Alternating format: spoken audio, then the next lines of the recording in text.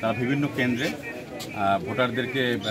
ভোটারদের মধ্যে বিভ্রান্তিকর তথ্য, বিশেষ করে আমাদের পুলিশ প্রশাসন এবং আমাদের নির্বাচন কমিশনের আমাদের যে মহান উদ্দেশ্য যে নির্বাচনকে সুন্দরভাবে করার জন্য, সেই বিষয়টাকে প্রশ্নবিদ্ধ করার জন্য দুইজন ভুয়া সাংবাদিক এখানে বিভ্রান্তিকর তথ্য ছড়াচ্ছে যে কোনো একটা প্রার্থীর পক্ষ হয়ে, এবং কয়েকজন প্রার্থীও এই ব্যাপারে আমাদের কাছে অভিযোগ করেছেন। তো সেই তথ্যের ভিত্তিতে আমরা এখানে এসে দুজনকে পেলাম। একজনের নাম হচ্ছে সাংবাদিক শারমিন আরা, আর একজনের নাম হচ্ছে নীরব মেবি। এই দুইজনকে আমরা পেলাম। এর ভিতরে এই নীরবকে এখানে এসেই আমরা জানতে পারলাম যে নীরব হচ্ছে একজন পেশাদার প্রতারক। সে ইতিমধ্যে অনেকবার পুলিশের কাছে বিভিন্ন প্রতারণার অভিযোগে সে গ্রেপ্তার হয়েছে।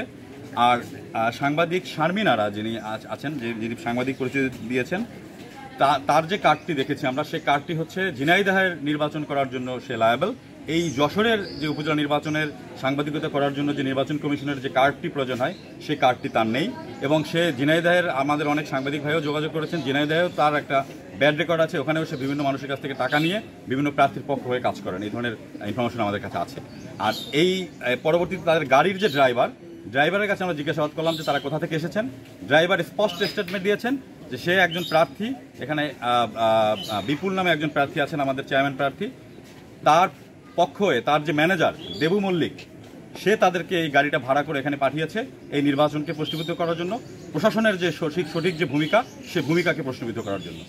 তো এই ব্যাপারগুলোতে আমরা সোচ্চার আছি। আমরা তাদেরকে আইনের আমাদের হেফাজতে নিয়েছি। পরবর্তীতে আমাদের ঊর্ধ্বতন কর্মকর্তারা যেভাবে বলেন আইনগতভাবে তার বিরুদ্ধে আমরা ব্যবস্থা নিব। কয়জন মোট আটক? মানে এই দেবু মল্লিকের আসলে বিস্তারিত পরিচয়টা কি? দেবু মল্লিকের আমরা যেটা শুনেছি, সে একটা অনলাইন পত্রিকার সম্পাদক, এবং সেই পত্রিকাটার আবার মালিক হচ্ছে আমাদের যে উপজেলার যে প্রার্থী, তার নাম হচ্ছে বিপুল। দোয়াত কলম প্রতীক নিয়ে নির্বাচন করছেন। এখন তার উদ্দেশ্যটা কি আমি বুঝতে পারছি না, যে তিনি একমাত্র প্রার্থী, তিনি যে সব শুধু অভিযোগ করে যাচ্ছেন পুলিশের বিরুদ্ধে। আমরা কিন্তু আপনারা দেখেছেন, আমরা যতগুলো নির্বাচন আমরা করেছি, আমাদের সম্মানিত পুলিশ সুপার জনাব প্রলয় কুমার জদার পিপিএম স্যারের নেতৃত্বে সে নির্বাচন অবাধ, সুষ্ঠু, নিরপেক্ষ হয়েছে। আপনারা সাংবাদিক ভাইরা প্রত্যেকটা জায়গায় গিয়েছেন, দেখেছেন ভোটাররা সুন্দরভাবে নির্বাচনে ভোট দিচ্ছেন। কিন্তু এই প্রথম যে ভুয়া সাংবাদিক লাগিয়ে এই জিনিসটাকে প্রশ্নবিদ্ধ করার চেষ্টা করা হচ্ছে।